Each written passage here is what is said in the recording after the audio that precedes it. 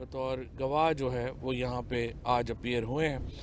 और उसमें ये केस आप जो कल भी मैंने बात की थी जस्टिस वजीउद्दीन अहमद के मामले को लेके, इसी तरह का एक जो केस है, ये ख्वाजा आसिफ ने शौकत खानम हॉस्पिटल के ऊपर इल्ज़ाम लगाए 2012 में, जिसमें कहा गया है कि जो चैरिटी का पैसा है वो मिसयूज़ जो है वो हुआ है।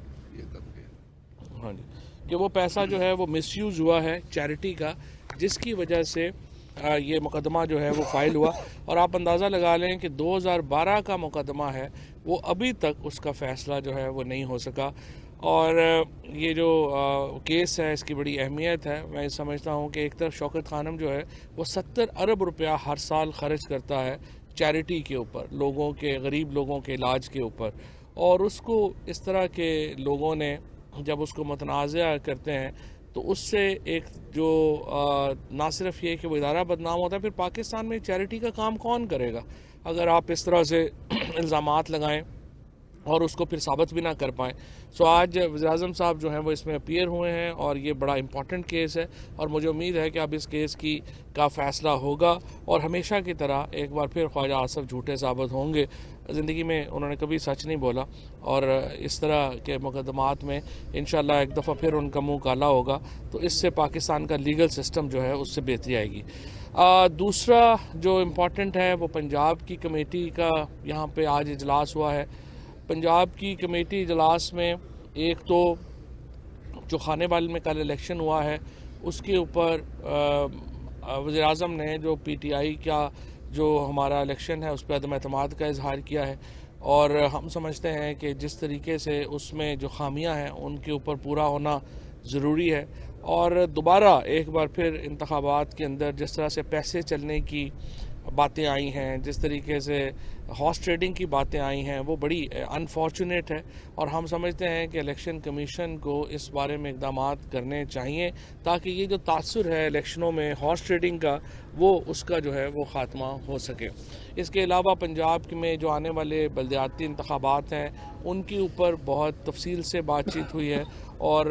अब इंशाअल्लाह ये पंजाब में एक जो कमेटी है वो हर जुमे को मिलेगी और पंजाब में जो बल्दियाती हमारे जो स्पेशली जो डिस्ट्रिक्ट मेयर्स के कैंडिडेट्स हैं उनको फाइनलाइज करने के लिए एक हाई पावर्ड कमेटी जो है वो कायम की गई है और वो इसके बारे में अपने इजलास जो है वो करेगी। उसके बाद स्पोक्स पर्सनस की मीटिंग हुई जिसमें सबसे पहले जो हमारे वज़ीर हैं एनर्जी के हमाद अज़हर साहब, उन्होंने गैस के ऊपर ब्रीफिंग दी है। इस वक्त जो सुई नॉर्दर्न के तकरीबन 2300 इंडस्ट्रियल यूनिट्स हैं उनमें से 1800 जो हैं उनको गैस की सप्लाई जो है वो जारी है। 100%। ये 2300 में से 1800 को जो है वो मुकम्मल जारी है और जो बाकी आज एप्टमा ने किया है उसमें प्रॉब्लम ये है कि ये जो एक छोटा सा ग्रुप है ये हुकूमत इंपोर्ट करती है तकरीबन 2100 रुपये से 2300 रुपये तक की गैस जो है वो हमें पड़ती है। ये कह रहे हैं हमें 600-700 रुपये में जो है वो दे दी जाए, जो जाहिर है मुमकिन नहीं है और उससे भी वो बिजली के प्लांट चलाते हैं जो कि हमारे पास पहले ही एक्सेस है और फिर ये जो कैप्टिव प्लांट्स हैं ये इनएफिशिएंट हैं और इनको गैस देने का मतलब ये है कि हम डोमेस्टिक जो हमारा कंज्यूमर है उसका जो गैस आ भी रही है वो भी फिर मुकम्मल तौर के ऊपर उसको हम ख़त्म कर दें। तो जो मिनिस्ट्री ऑफ एनर्जी का और हमाद अज़हर साहब का मौक़िफ़ है, दो बातें हैं। एक तो वो कहते हैं कि आप महंगी गैस हम जो गवर्नमेंट मंगवाती है उसको हम एक हद से ज़्यादा सस्ती आगे नहीं दे सकते। नंबर 2, आपके पावर प्लांट्स जो हैं वो इनएफिशिएंट हैं और नंबर 3, आपको पहले ही बहुत सब्सिडीज़ जो हैं वो दी जा चुकी हैं और मज़ीद सब्सिडी देना इसमें जो है वो दुरुस्त इसलिए नहीं होगा कि ये गैस से आप बिजली बना रहे हैं, गैस यूज़ नहीं कर रहे हैं, तो बिजली हमारे पास पहले ही एक्सेस है और उसके ऊपर भी एक रायती नर्ख जो है वो चल रहे हैं और आपको वो इस्तेमाल करने चाहिए। इसी तरीके से जो कराची का इस वक्त इशू है, वहाँ पे जो 50 टॉप एक्सपोर्टर्स हैं उनको गैस जो है वो दी जा रही है, लेकिन कराची में जो डोमेस्टिक नेटवर्क है वो SNGPL से दुगना है, लिहाजा वहाँ पर मसला जो है वो ज़्यादा एक्यूट है, ज़्यादा शदीद है और इसलिए मैंने पहले भी ये अर्ज़ किया था कि गैस जो है वो पाकिस्तान में डिप्लीट हो रही है। 9% पिछले साल हुई थी, 9% अभी हो रही है। सो ये बड़ी जल्दी हमारे पास अपने, और दूसरा एक बात और भी जहन में रखिए जो बहुत लोग बात करते हैं कि अगर आप वक्त पे गैस मंगवा लेते, अगर आप वक्त पे मंगवा लेते, या इस वक्त पहली बात तो ये गैस वक्त पे मंगवाई गई है और 12 जो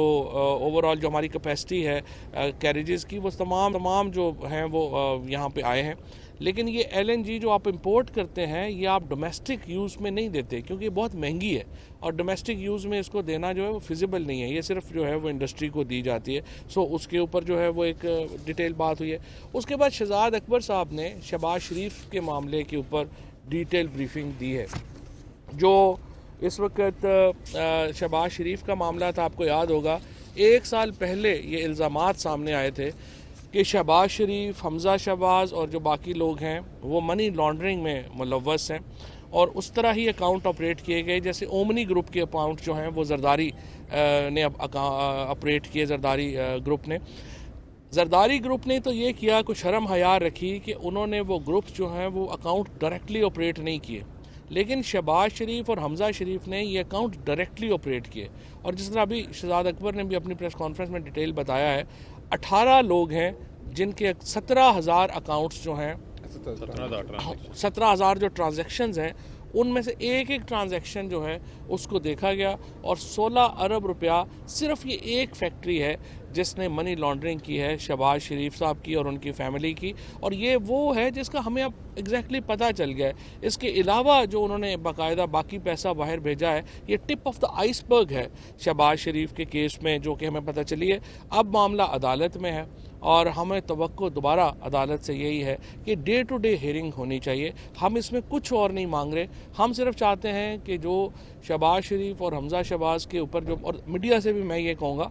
आपको हुकूमत की बात पे भी यकीन करने की ज़रूरत नहीं है, आपको शहबाज शरीफ और हमज़ा की बात पे भी बात करने की ज़रूरत नहीं है। आप ख़ुद अपनी टीमें भेजें, जो एविडेंस जो शहबाज शरीफ और हमज़ा शहबाज और बाकियों के ख़िलाफ़ है उसको एनालाइज़ करे और लोगों के सामने रखे कि ये शहादतें जो हैं वो हैं क्या, और उसके मुताबिक जो है लोगों की एक ओपिनियन जो है उसके मुताबिक बने। और इंशाल्लाह ताला उसके ये जो अगर डे टू डे हियरिंग होगी तो आप देखेंगे कि नवाज शरीफ के बाद शहबाज शरीफ भी सज़ा से कतई तौर के ऊपर नहीं बच सकेंगे। सिर्फ एक ही चांस है कि आपकी हियरिंग ना हो, और जिसके लिए वो पूरी जो है वो कोशिश करेंगे। बाकी शेख रशीद साहब जो हैं ये बात करेंगे OIC के ऊपर, आप बात कर रहे हैं। मुख्तसर तरीन नंबर 1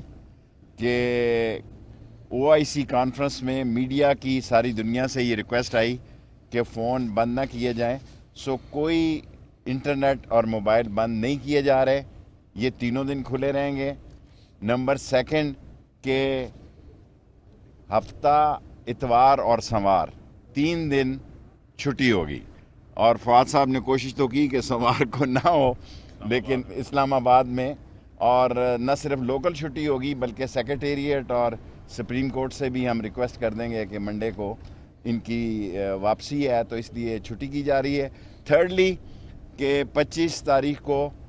जो हैप्पी मैरी क्रिसमस सारे इस्लामाबाद में सेलिब्रेट की जाएगी, और जो लाइटें OIC कॉन्फ्रेंस के लिए लगाई जा रही हैं ये यहाँ मुसलसल लगी रहेंगी और ये नहीं उतारी जाएंगी। Thank you. अच्छा जी, एक चीज़ सिर्फ इसमें कंट्रीब्यूट कर दें जो फवाद साहब ने कही है। दुनिया न्यूज़ की टीम गई, इसी तरह से हम एक्सपेक्ट करेंगे कि दूसरे टेलीविज़न भी जाएं। औरंगज़ेब भट्ट साहब, जिनको गुजरात की ब्यूटिफिकेशन का नोटिफिकेशन दिया गया चीफ मिनिस्टर के डायरेक्ट ऑर्डर्स पर, अतात ऑर्डर के सिग्नेचर्स के साथ, बड़े वाज़े तौर पर शवाहिद सामने आ गए कि वो जिनको ये ब्यूटिफिकेशन का दिया गया चार्ज और उन्होंने वहाँ से माल बनाया, ऑफकोर्स उन्होंने 50 लाख रुपया डायरेक्टली अकाउंट में जमा करवाया शरीफ ख़ानदान के मुलाजिम के। जब उनसे पूछा गया टेलीविज़न ने भी और FIA ने भी, तो उन्होंने इस बात का इकरार किया कि हाँ जी मैंने बिल्कुल ये पैसा जमा करवाया था, लेकिन वो मुलाजिम के अकाउंट में मैंने किसी पार्टी फंड के लिए पैसा जमा करवाया था।